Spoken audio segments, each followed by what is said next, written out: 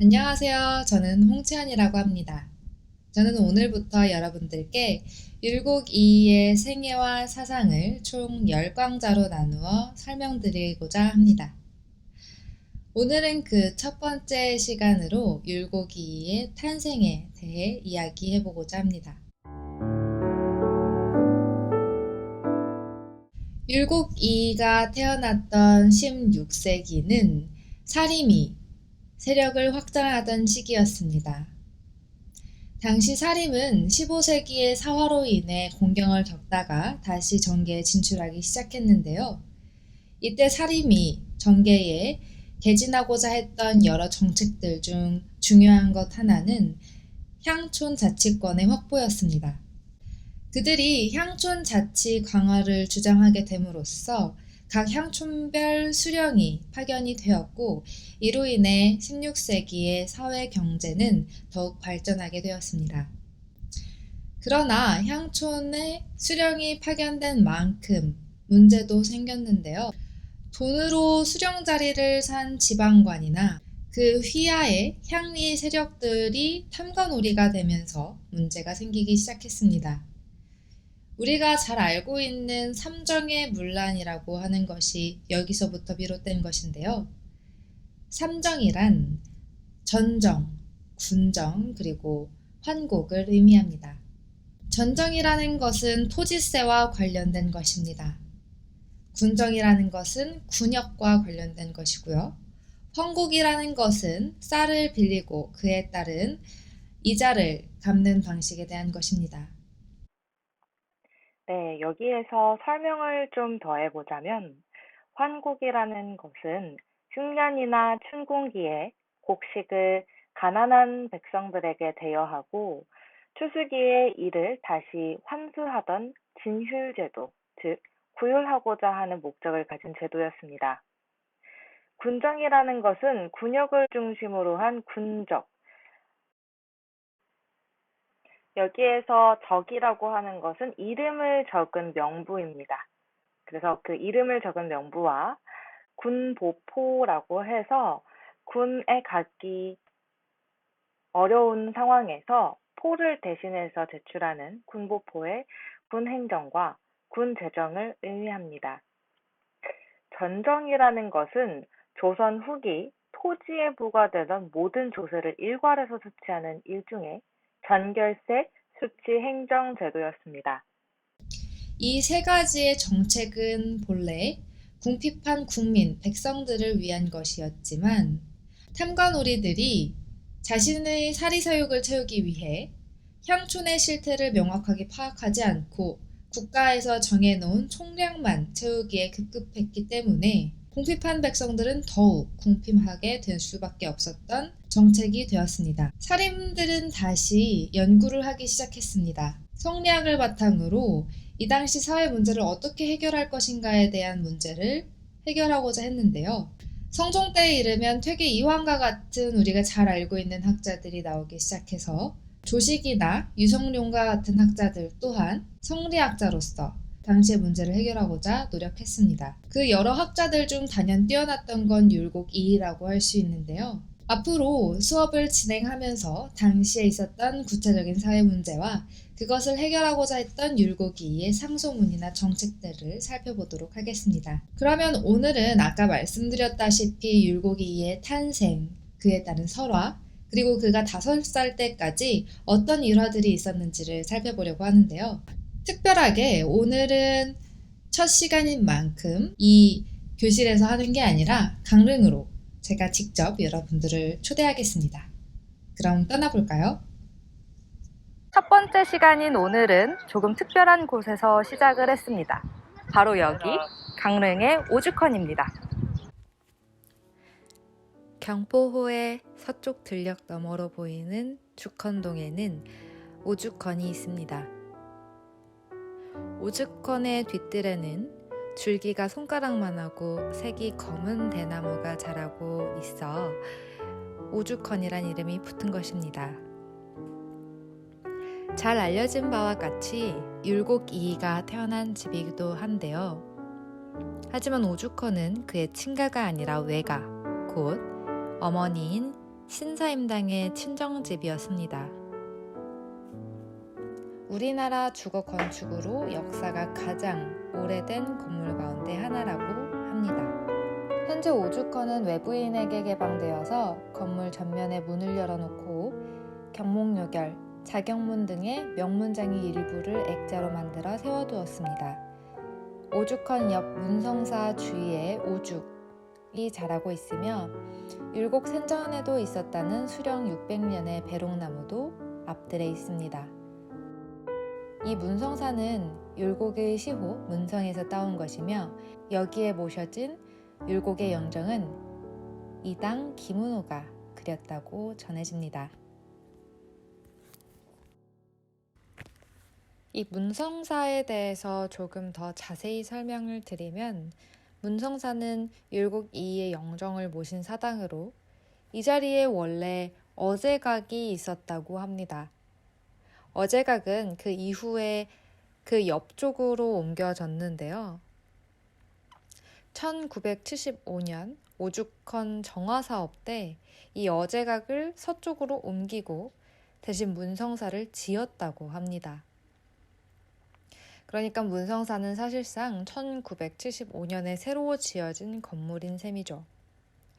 이때 문성은 1624년 인조임금이 율곡에게 내린 시호로 도덕과 학문을 널리 들어 막힘이 없이 통했으며 백성의 안정된 삶을 위해서 정사의 근본을 세웠다라는 의미를 담고 있다고 합니다.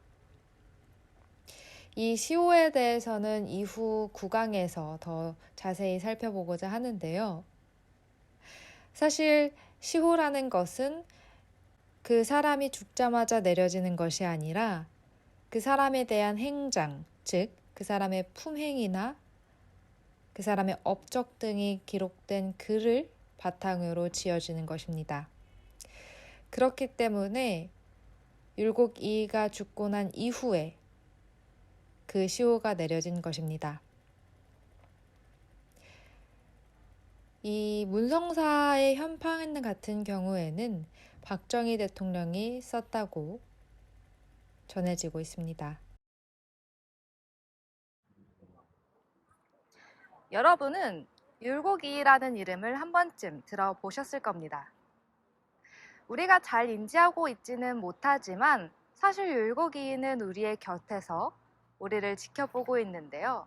바로 5,000원권에서 그렇습니다. 5,000원권을 보면 율곡 이이 선생님이 그려져 있는 모습을 확인할 수 있는데요. 그렇다면 왜 우리는 율곡 이이를 5,000원권에 넣었을까요? 그가 어떤 특별한 점이 있어서 이 5,000원권에 들어갈 수 있었던 걸까요? 더 재미있는 점은 그의 어머니인 신사임당도 최근에 이 5만원권에 들어갔다는 사실입니다. 어머니와 아들이 나란히 집회에 들어갔다는 것은 굉장히 특별한 일인데요. 앞으로 여러분과 10개의 강좌를 같이 공부하면서 왜 그들이 이렇게 집회 안에 그려질 수 있게 되었는지를 살펴볼 것입니다. 여기는 오죽헌의 안채입니다. 율곡 이이가 태어났다고 전해지는 곳이죠. 현판을 보면 몽룡실이라고 되어 있는데요. 꿈 몽자에 용용자로 쓰여 있어서 용을 꿈꿨다는 방입니다. 기록에 따르면 심사임당이 율곡 이이를 임신했을 때 용이 큰 바다에서부터 이 집으로 날아와 집을 둘러싸고 있는 꿈을 꾸었다고 합니다. 그렇기 때문에 율곡의 어렸을 적 자도 현룡이라고 해서 용을 보았다라고 전해지고 있습니다. 선생은 가정 병신년 1536년 중종 30일 10월 26일 관동 이명, 지금의 강릉 북평촌에서 태어났다. 선생이 태어날 때 신씨 부인의 꿈에 용이 아이를 품에 안겨주었던 까닭에 어렸을 때 이름을 현룡이라고 하였다.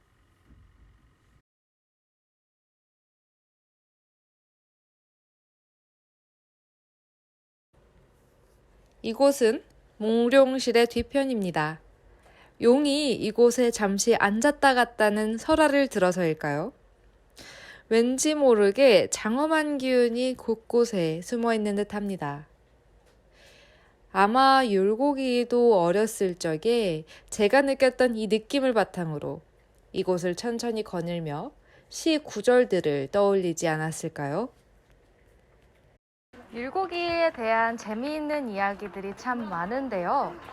그가 3살 때 그의 외할머니가 성류를 보고 무엇을 닮았냐고 물은 적이 있다고 합니다. 율곡이가 그 말을 듣고는 성류 껍질 안에 있는 것이 마치 붉은 구슬이 부서져 있는 것 같습니다. 라고 대답을 했다고 해요. 홍피낭, 잎쇠, 홍주. 홍은 붉은 홍자이고 피는 가죽 피자입니다. 낭은 주머니 낭자로 홍피낭이라는 것은 붉은 가죽 주머니라는 의미입니다. 입자는 들어가 있다는 뜻을 가지고 있고 쇠자는 부서졌다는 의미를 가지고 있으며 홍자는 아까 말씀드렸듯이 붉다의 의미를 가지고 있고 주자는 구슬주자입니다.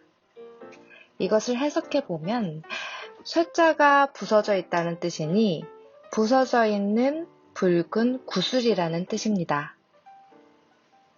이 외에도 율곡이와 관련된 아주 특별한 설화들은 굉장히 많은데요. 그 중에 하나는 율곡이가 5살 때 신사임당이 크게 아픈 적이 있다고 합니다. 신사임당이 아프자 집안 사람들은 허둥지둥대며 어찌할 줄 모르고 있었는데요. 율곡이는 너무나도 의연하게 외할아버지의 사당에 들어가 기도를 했다고 합니다. 그리고 오히려 5살짜리 아이가 집안 어르신들을 위로해줬다고 전해지고 있어요. 이러한 그의 면모는 그가 얼마나 총명했는지를 보여주는 하나의 단서라고 볼 수 있습니다. 수업을 시작하면서 그리고 강릉에 가서 신사임당에 대해 잠깐 언급해 드렸습니다. 그렇다면 당시 신사임당은 어떤 인물이었을까요? 신사임당에 대한 기록은 많이 남아있진 않지만 신사임당의 아들이었던 율곡이가 쓴 어머니에 대한 행장을 보면 그녀가 어떤 인물이었는지를 알 수 있습니다. 율곡이 기록에 따르면 신사임당이 어렸을 때는 경전을 통했고 글자를 쓸 수 있었으며 편지를 쓰고 노는 것을 좋아했고 자수 놓는 것도 좋아했다고 합니다. 특히 그 자수를 굉장히 정밀하고 아름답게 놓았다고 해요. 그녀가 타고난 작품은 굉장히 온화하고 아름다웠고 그녀의 지조는 정결, 깨끗했다고 합니다. 신사임당은 일을 처리할 때 항상 편안하고 상세히 처리하고자 했으며 말은 적게 하고 행동은 굉장히 신중히 했다고 해요. 또한 스스로 굉장히 겸손했다고 합니다. 이에 신사임당의 아버지는 신사임당을 굉장히 사랑하고 또 아꼈다고 합니다. 신사임당의 성품을 보면요. 또한 어버이에게도 정말 잘했다고 하는데요. 효도를 행하는데 그 효도의 규칙들을 굉장히 잘 따랐고 만약 부모님께서 병이 있으실 때에는 그녀의 안색이 굉장히 수척했다고 합니다. 안색을 굉장히 반드시 좀 수척하게 하고 병이 그치고 난 이후에야 다시 그 처음에 좋은 안색을 회복했다고 합니다. 이런 구절들을 보면 율곡이가 왜 타인이 물에 빠지거나 어머니께서 아프실 때 기도를 하고 안색이 좋지 않았는지를 알 수 있습니다. 신사임당이 이원수에게 시집을 갈 때의 일화도 재미있는데요. 신사임당의 아버지는 이원수에게 이렇게 이야기했다고 합니다. 내가 많은 여식들이 있는데 그 중에서 다른 여식들은 비록 시집을 가더라도 내가 크게 애달프지는 않았다. 그러나 그대의 처는 내 곁에서 떨어뜨리고 싶지가 않구나.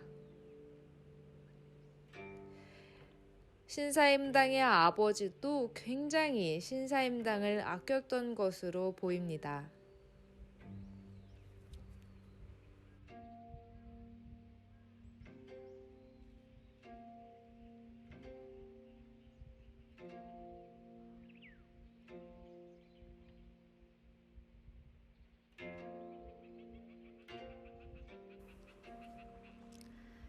이렇게 이원수와 결혼을 한 신사임당. 신사임당이 결혼한 지 오래되지 않아 신사임당의 아버지가 돌아가십니다. 신사임당은 그 사이 끝난 후에 신부의 예로서 시어머니였던 홍씨를 뵈러 한성에 올라갔다고 합니다. 그 당시 신사임당은 몸은 가볍게 움직이지 않았고 말 또한 망령되게 내뱉지 않았다고 합니다. 이것 또한 재미있는 일화가 있는데요. 어느 날 종족들이 모여 잔치를 열었다고 합니다. 우리 잔치를 열면 여자들끼리 모여 막 수다를 떨잖아요. 그것처럼 당시 많은 여자 손님들이 모두 모여서 담소를 나누고 있었다고 합니다. 그런데 그중 신사임당이 유독 그 가운데에서 침묵을 지키고 있었다고 하네요. 그러자 신사임당의 시어머니인 홍씨가 그녀를 가리키며 얘기하기를 이 신부는 왜 이야기를 하지 않는가? 라고 물었다고 합니다. 그러자 신사임당은 무릎을 꿇고 이렇게 답했다고 해요. 여자는 문 밖으로 나가지를 못해서 하나라도 볼 수 있는 것이 없었으니 오히려 어떻게 말을 하겠습니까? 당시의 자리가 모두 숙연해졌다고 합니다. 그 당시에 홍 씨는 이러한 신사임당을 굉장히 아꼈던 것으로 보이는데요. 신사임당이 강릉으로 돌아갈 때에 신사임당에게 많은 것을 챙겨주었다고 합니다.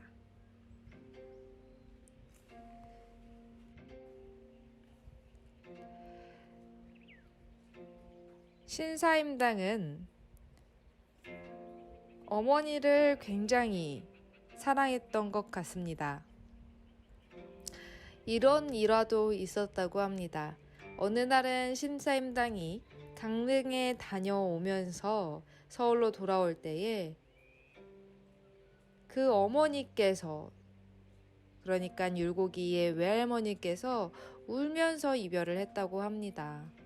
그러자 신사임당이 대령 중간쯤 왔을 때 그 북평, 즉 북쪽을 바라보면서 흰 구름의 뜻을 이기지 못하고 잠깐 정차하기를 오래 하더니 처연히 눈물을 흘렸다고 합니다. 그리고 이런 시를 읊었다고 해요.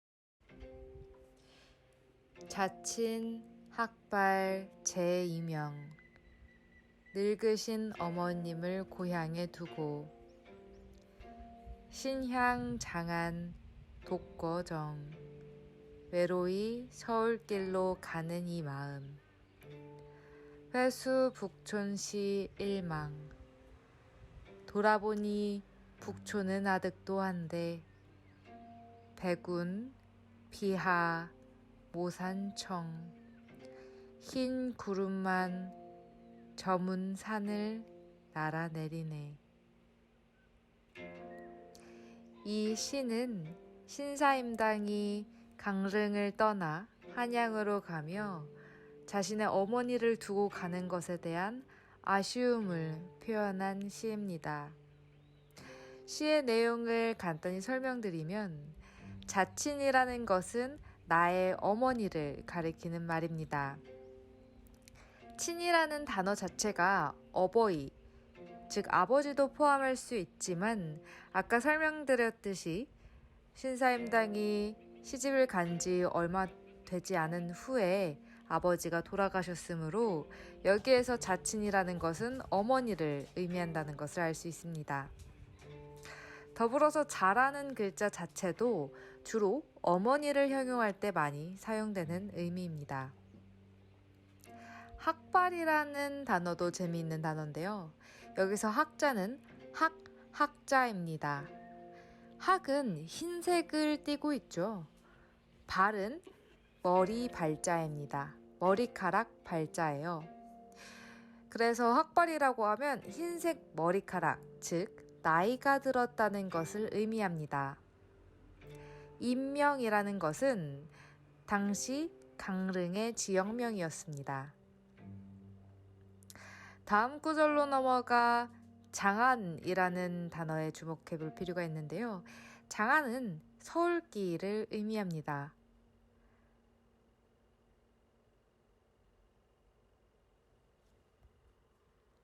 신사임당은 이 시를 통해서 어머니를 사랑하는 마음을 표현하고자 했던 겁니다. 그리고 율곡이인은 그 당시 자신의 어머니가 지었던 이 시를 마음속에 새기고 있다가 어머니께서 돌아가시자 어머니를 그리워하는 마음을 또한 이 시에 담아 표현했다고 볼 수 있습니다.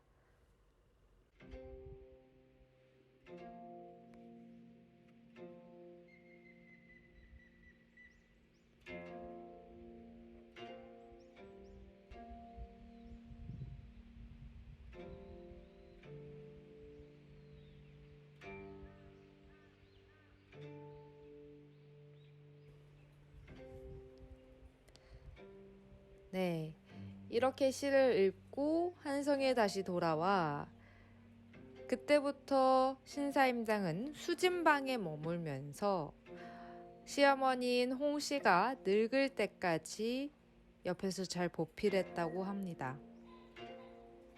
시어머니가 늙으셔서 집안일을 돌아보지 못할 정도가 되자 신사임당은 이내 총부, 즉 집안의 가장 큰 며느리로서의 도를 집행했다고 하고요. 그 일을 집행하면서도 신사임당은 굉장히 여러 가지 일들을 잘 처리했다고 전해집니다. 신사임당은 절용, 즉 여러 가지를 아껴 쓸 줄 아는 사람이었다고 기록이 되어 있기도 합니다. 그녀는 이원수가 행여라도 실수하는 것이 있으면 반드시 바로잡아서 잘 행할 수 있도록 간언을 했다고 하고요. 자녀들 사이에서 잘못이 있으면 그것을 반드시 경계하도록 하고 훈계해서 좌우에 여러 사람들이 이제 죄가 있는 경우에는 그것을 반드시 책임지게 했다고 합니다. 이러한 엄격한 모습 덕에 이원수는 나중에 관직을 얻게 되었고 율곡이인은 그런 어머니에게 많은 것을 배웠다고 볼 수 있습니다.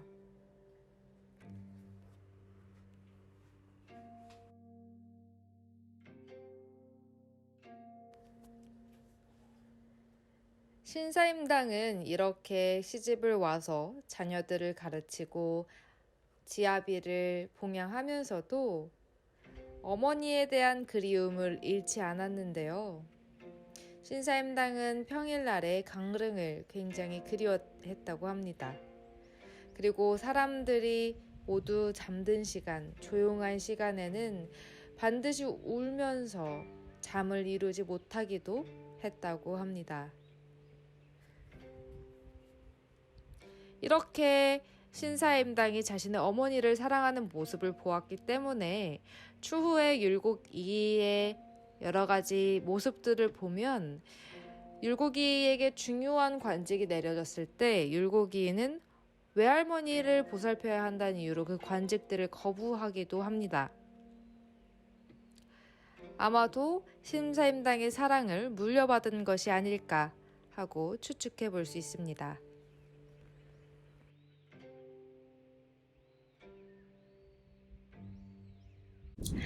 자, 강릉 어떠신가요? 한번 가보고 싶으시지 않으신가요? 이번 여름엔 강릉으로 한번 여행을 떠나보는 것도 좋겠습니다. 우리가 살펴본 율곡이의 천재성, 그 특별함은 어머니인 심사임당의 영향으로 더욱 극대화되었다고 볼 수도 있습니다. 심사임당은 현명한 어머니로 굉장히 유명하죠. 그녀가 율곡이를 교육시킨 방식, 그리고 그녀가 율곡이를 사랑한 방식은 훗날 율곡이가 자신의 학문을 전개하고 삶의 방향을 선택하는 데 아주 중요한 영향을 끼쳤다고 볼 수 있습니다. 율곡이가 신사임당을 사랑하는 마음 또한 그의 학문에 영향을 끼쳤는데요. 하나의 예로 율곡이는 심사임당이 돌아가셨을 때 그녀의 묘 옆에서 3년상을 지낸 것으로 유명합니다. 하지만 당시 주자가래에는 3년상, 묘 옆에서 지내는 3년상을 금지하고 있었어요. 그럼에도 불구하고 율곡이는 그것을 시행했던 것이죠. 이에 대해 율곡이는 이렇게 얘기합니다. 어머니를 사랑하는 마음 때문에 묘 옆에서 그렇게 지내는 것은 예의를 벗어나는 것이 아니라고 말이죠. 이렇게 부모님을 사랑하는 마음을 토대로 기존의 예법을 다시 재정립하는 율곡의 사유 방식은 나중에 그가 경몽요결이나 제이초를 지을 때 많은 영향을 끼쳤습니다. 이렇게 보면 신사임당의 사랑, 그리고 율곡 이이가 신사임당을 사랑했기 때문에 그의 학문이 바뀐 것이라고 볼 수도 있겠죠. 신사임당에 대한 이야기는 이후 3주차 강의에서 좀 더 자세히 설명드리고자 합니다. 저는 앞으로 10강자의 강의로 여러분들을 찾아뵙고자 하는데요. 그 내용을 간단히 설명드리면 다음과 같습니다. 먼저 다음 강의인 2강에서는 율곡이의 타고난 성품과 인성에 대해 설명드리고자 합니다. 어렸을 적 율곡이의 이야기인데요. 오늘 여러분들께 말씀드렸던 내용을 조금 더 구체적으로 그리고 생동감 있게 한 번 더 설명드리고자 합니다. 3강에서는 앞서 말씀드렸듯이 신사임당의 죽음과 그로 인한 슬픔에 대한 율곡이의 대처 방법에 대해 말씀드리고자 합니다. 율곡이는 심사임당이 돌아가신 후 그 슬픔을 이기지 못하고 학문적 경향을 바꾸기도 하는데요. 그 당시 율곡이의 심정과 그리고 그의 학문적 경향이 어떠했는지를 함께 살펴보고자 하는 것입니다. 4강에서는 공부하는 방법에 대해 설명드리고자 합니다. 율곡이가 자라고 청년이 되면서 어떤 공부를 했는지, 그리고 그 공부의 목표는 무엇이었는지를 보여드리고자 합니다. 더불어서 우리가 잘 알고 있는 율곡이의 별명인 구도장원공, 구장장원공이라는 것이 어떻게 탄생하게 되었는지를 함께 살펴보고자 합니다. 5강부터는 관직에 임용되어 정치를 시작한 율곡이의 행보를 살펴보고자 합니다. 상소문을 올려서 자신의 뜻을 밝히는 부분은 그가 어떤 사상을 가지고 있었는가를 보여주는 좋은 사례이기도 합니다. 더불어서 그가 섬기고 있던 명종이 흉하였을 때 율곡이이가 다른 대신들과 예에 대해 논의한 부분을 통해 그가 당시 조정에 어떠한 영향을 끼쳤는지를 살펴볼 수 있을 것입니다. 6강은 논사의 책임에 대한 내용입니다. 논사라는 것은 학문이나 사물에 대해 토론하고 깊이 생각하는 것인데요. 율곡이는 홍문관과 같은 관직에 오르면서 논사를 행하게 되었고, 그러면서 임금인 선조에게 왕으로서의 책임, 왕으로서의 마음가짐을 가르치고자 노력했습니다. 이 부분에 대해서 살펴봄으로써 율곡이가 왕을 어떻게 생각하고 있었는지를 살펴볼 수 있을 것입니다. 7강은 동호문답을 비롯하여 율곡이가 자신의 뜻을 이루기 위해 어떤 내용의 글을 선조에게 올렸는지를 살펴보고자 합니다. 특히 우리가 많이 듣긴 했지만 조금 어려울 수 있는 을사사와 관련 위훈 삭제에 대한 내용을 함께 살펴보고자 하는데요. 단순히 정치적인 문제뿐만이 아니라 율곡이가 동호문답에서 손님과 주인의 대화를 통해 반드시 이 위훈을 삭제해야 한다고 말한 내용을 살펴보면 율곡이가 어떤 정치적인 생각을 가지고 있었는지를 알 수 있을 것입니다. 8강은 율곡이가 관직을 사양한 내용에 대해 살펴보고자 합니다. 율곡이는 꾸준히 관직에 제수되었지만 모두 사양합니다. 그리고 자신이 병에 걸려서 벼슬을 하기가 어렵다고 그 까닭을 얘기했는데요. 사실 이것은 변명에 불과했습니다. 그렇다면 그 진짜 이유가 무엇이었는지 8강에서는 살펴보고자 합니다. 9강은 율곡이가 예에 대해서 어떻게 생각했는지를 다루고자 합니다. 그는 자신의 큰형이 죽은 이후에 큰형 가족과 함께 살면서 그의 자식들에게 예를 가르치고 심지어 자신이 데리고 있었던 시종들까지도 예를 숙지하고 있도록 하였습니다. 이러한 예에 대한 생각은 조정에서도 마찬가지로 이루어졌는데요. 그렇다면 그의 일상에서 예가 어떤 방식으로 논의되었는지를 살피고자 하는 것입니다. 10강은 율곡이가 생각하는 인간관계, 나아가 사회관계에 대한 내용을 살펴보고자 합니다. 이것은 당시부터 그 이후에 큰 문제가 되었던 붕당 문제와도 관련이 있는데요. 당시 율곡이는 어떤 입장을 취했는지를 살펴보면서 그의 생각을 들여다보고자 합니다. 그리고 마지막 11강은 율곡이의 죽음에 대한 것입니다. 율곡이의 죽기 전 행보와 그의 죽음, 그리고 그 이후에 일어난 일들을 살피고 실제 율곡이가 묘가 있는 파주로 찾아가 그것을 보여드리고자 합니다.